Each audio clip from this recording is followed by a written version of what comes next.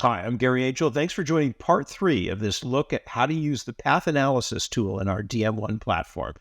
In part 1, I looked at answering one of the most basic questions you get: what's the most common path in my site or location? In part 2, we took that down a little bit and we asked about how you get to a particular area in a location, in this case, the self-service kiosk. In part 3, and this is the last part of my path analysis, we're going to complicate it a little more, and we're going to look at the relationship between two areas. And we're going to ask, if people were using self-service kiosks, did they also use this central work area? And this might be part of a broader investigation, looking at whether that central work area really plays a part in what people do in the space or not. Okay, let's get started. So to go into Path, I'm going to go View, Layout, and Path. And I start always with all the paths. This is every single path, no matter how little time people spent. And always with path analysis, one of the big challenges is the explosion of cardinality, the number of distinct paths that you get, and how rare it is that any particular customers will repeat the same path.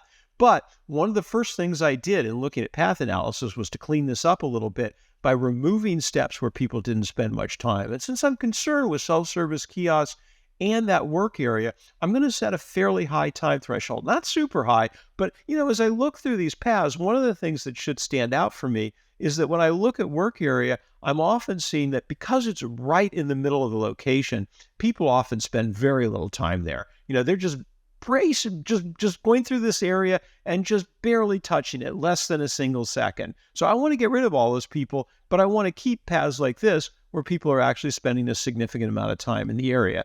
To accomplish that, I'm going to use the path filter. I'm going to set the minimum time to about 5 seconds. My thought is that anything less than that, it's pretty clear the person didn't really stop in that area. Even if you spent 3 or 4 seconds, I don't think you could have done much in that work area. So we're only going to look at path steps where people spent at least 5 seconds. Let's apply that and see how it looks. Okay, this is all the paths in the space. I haven't applied anything else. My first step then is to actually apply.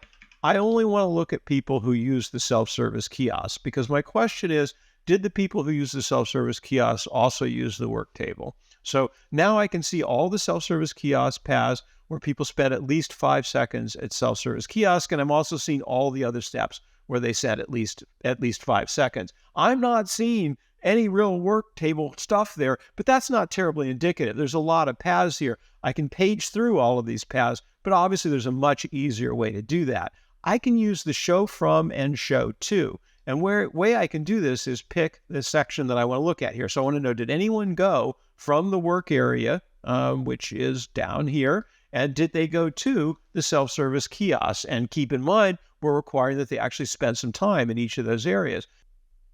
So we can see it's not very common. There's only 2 paths where people went from the work area to the self-service kiosk. And in neither case did they spend an enormous amount of time in either area. But out of all the paths on the site, this is not a very common behavior. And I think our conclusion would be that in most cases, people are not using both the work area and the self-service kiosk area together.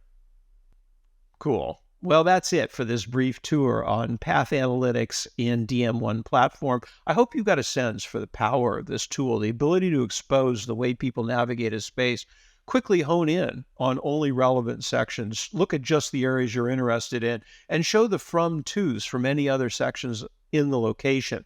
That's really powerful stuff, and it will allow you to answer a whole bunch of very common questions about the way people are navigating a physical space. But of course, there are things the Path tool can't do. And in particular, there are some kinds of questions where we just need to delve deeper into the more complex behaviors of what customers are doing.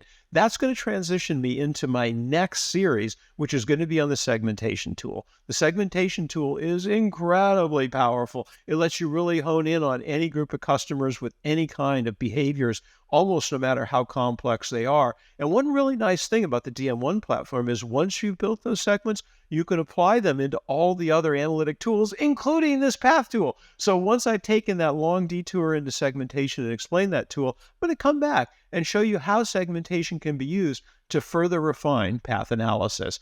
But until then, let's think about segmentation. Talk to you next time.